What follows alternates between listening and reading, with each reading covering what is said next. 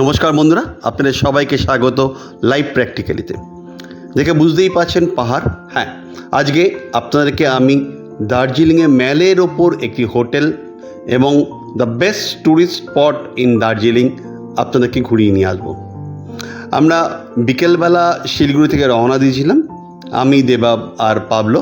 তো আমাদের পৌঁছাতে 8টা বেজে গেছিলো। তো আমরা ম্যালের ওপরই একটা হোটেল আমরা বুক করেছিলাম, পাইন রিচ। দেখুন কি স্পেশিয়াস রুম, একটা ট্রিপল বেড আমরা বুক করেছিলাম। রুমটা দেখুন, এখানে ফায়ার প্লেসও রয়েছে, আপনি রুম হিটারও নিতে পারেন।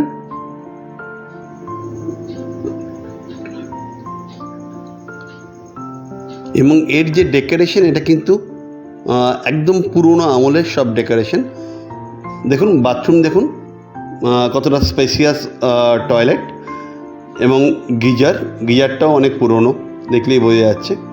ট্রিপল বেড, আমরা 3 জন ছিলাম, ট্রিপল বেড আমাদের জন্য ভালোই। দেখুন এখানে একটা টেবিল রয়েছে, আপনি এখানে কিছু লেখার জন্য বা কোনো কাজ করার জন্য আপনি কাজে লাগাতে পারেন। অ্যান্ড জানলা দিয়ে কিন্তু ম্যাল। এখানে একটা ওয়ার্ড্রপ রয়েছে, সঙ্গে এখানেও মিরর রয়েছে, টি টেবিল রয়েছে। এবং সকালবেলা ভোরবেলা কিন্তু হোটেল থেকেই আপনার কাঞ্চনজঙ্ঘা, এবং এখানে যে অ্যাঙ্গেলটা, এই অ্যাঙ্গেল থেকে কিন্তু কাঞ্চনজঙ্ঘা কিছুটা বড় বড় দেখতে লাগে। আপনাদের দেখাচ্ছি, আমি রাজভবনের দিক থেকেও আমি তুলেছিলাম, সেখানে কিন্তু কাঞ্চনজঙ্ঘা একটু দূরে মনে হয়। এটা অ্যাঙ্গেলের ওপর ডিপেন্ড করে। আমি এরপরও আমি বেরিয়েছিলাম সানরাইজটা দেখার জন্য। এটা হচ্ছে রাজভবনের সামনে, ডান দিকে সানরাইজ, বাঁ দিকে আপনার কাঞ্চনজঙ্ঘা ভিউ। এটা হচ্ছে ম্যালের চৌরাস্তা, আর এটাই দেখুন আপনার হোটেল পাইন রিচ। তার মানে একদম ম্যালের ওপর কিন্তু আপনার হোটেল। ঢুকে আপনার রিসেপশন, আপনি এদের ডেকোরেশন দেখলে বুঝতে পারবেন অ্যাকচুয়ালি এই বিল্ডিংটা হচ্ছে ব্রিটিশ আমলের। সুন্দর ডেকোরেশন করা, আপনি সিঁড়ি দিয়ে উঠছেন, দেখুন রাজকীয়ভাবে সাজানো।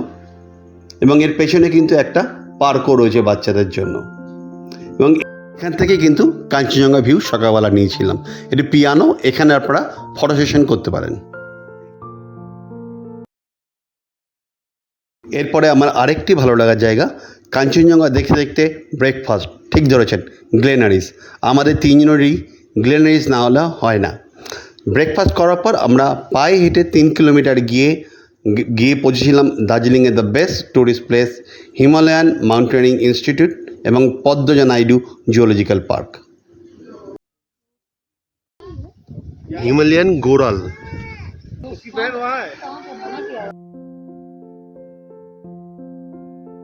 এটা হচ্ছে হিমালয়ান টার।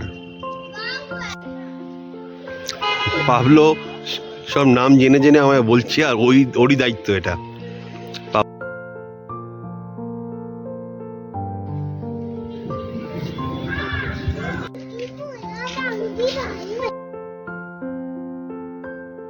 সাম্বার ডিয়ার নিচে চলে গেছে, ওরা নিচে চলে গেছে।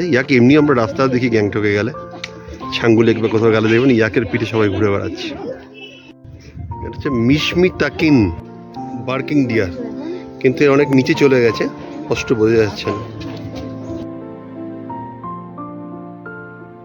এবার হচ্ছে এই হিমালয়ান জুওলজিক্যাল পার্কের আকর্ষণ, ইয়েস, রেড পান্ডা। দেখুন পান্ডাগুলো কি সুন্দর ঘুরে ঘুরে বেড়াচ্ছে, সামনে থেকে কিন্তু দেখলেও ভালো লাগে।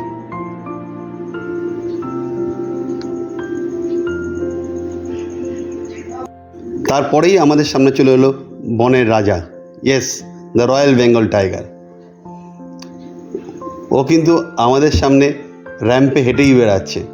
অনেকক্ষণ ধরে আমরা দেখলাম দ্য রয়্যাল বেঙ্গল টাইগারকে। এখানে দেখুন হায়না, এরপরেই হচ্ছে নেকড়ে, তারপরে দেখুন লেঙ্গুর। এদের কিন্তু বন্ধ অবস্থায় ভালো লাগে না। ব্ল্যাক বিয়ার বসে গাছের পাতা খাচ্ছে, খুব সুন্দর ব্যাপার। চিতা কিন্তু শুয়েই আছে। এরপরেই হচ্ছে আপনার ব্ল্যাক পান্থার। এবং এখানে এত রকমের পাখি রয়েছে, যেখানে কিন্তু কাকে ছেড়ে কাকে দেখবেন এরকম একটা ব্যাপার।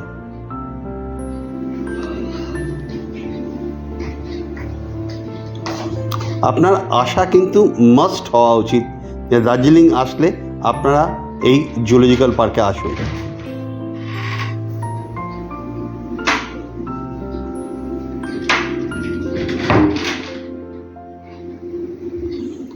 অনেক অর্কিডও রয়েছে এখানে। এরপর হচ্ছে হিমালয়ান মাউন্টেনিয়ারিং ইনস্টিটিউট, যেহেতু ওর ভেতরে কোনো ছবি তুলতে দেয় না সেটা আমি তুলতে পারিনি। পাবলো মাঝখানে অনেক অ্যাক্টিভিটি ছিল, সেই অ্যাক্টিভিটিগুলো করছিল। বাচ্চারা কিন্তু এই অ্যাডভেঞ্চারগুলো করতেই পারে। এগুলো অনেকগুলো স্টেপে করতে হয়, সেগুলি পরপর করে যেতে হবে। এর জন্য আপনাকে আলাদা টিকিট করতে হবে। হ্যাঁ, ঢোকার সময় কিন্তু টিকিট লেগেছিল আপনার 30 রুপিস করে।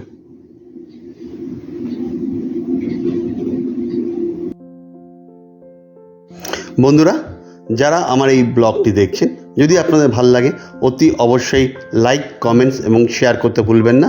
অতি অবশ্যই বেল আইকনটাও কিন্তু পুশ করবেন পরের ভিডিওর জন্য। আর যদি এখনও সাবস্ক্রাইব না করে থাকেন, please please please subscribe my channel, যাতে আমি আরও ইন্সপিরেশন পাই। এটা ওই মাউন্টেনিং ইঞ্জিনিয়ারিং যেটা ইনস্টিটিউট বা জু, সেখানে একটি মন্দির ছিল। সেখানটায় দেখে তারপর আমরা ফেরার পালা। ওখান থেকে আমরা একটা গাড়ি নিয়ে নিয়েছিলাম। গাড়ি নিয়ে আমরা হোটেলে এসেছিলাম, কারণ আমাদের হোটেল চেঞ্জ করার ব্যাপার ছিল। ছবি দেখে বুঝতে পারছেন আমরা চলে এসেছি দার্জিলিং সার্কিট হাউসে। ইয়েস, তারপরের দিন আমাদের আস্তানা করতে হয়েছিল PWD bungalow Darjeeling circuit house. বুঝতেই পারছেন এটা গভর্নমেন্ট বাংলো। সেক্ষেত্রে আপনার যদি কারোর সঙ্গে জানাশোনা থাকে PWD, আপনারা বুক করতেই পারেন। খুব স্পেসিয়াস রুম, একটা বেড যেখানে 3 জন খুব ভালোভাবে থাকতে পারবেন। ওয়ার্ড্রপ, টিভি, টি টেবিল, বেডসাইড টেবিল এবং এদের যে টয়লেট যেটা, সেটাও কিন্তু spacious with geyser, every amenities এখানে রয়েছে।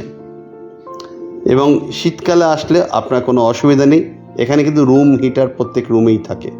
এবং তারপরেও কিন্তু আপনার আরেকটা রুম রয়েছে, সেখানেও আপনার মিরার রয়েছে, আলনা রয়েছে, আলমিরা রয়েছে এবং আর একটা বেড রয়েছে। তার মানে আপনারা 4 জন আসলে কিন্তু থাকতে পারেন। এবং সবচেয়ে বড় আকর্ষণ হচ্ছে এই রুমটার এই ব্যালকনি। এখন যেহেতু মেঘলা, এখানে কিছু দেখা যাচ্ছে না, কিন্তু দেখুন এটা পরের দিন সকালবেলায় কিন্তু ওই ব্যালকনি থেকেই কাঞ্চনজঙ্ঘা। এই কারণেই দার্জিলিং আসা। যে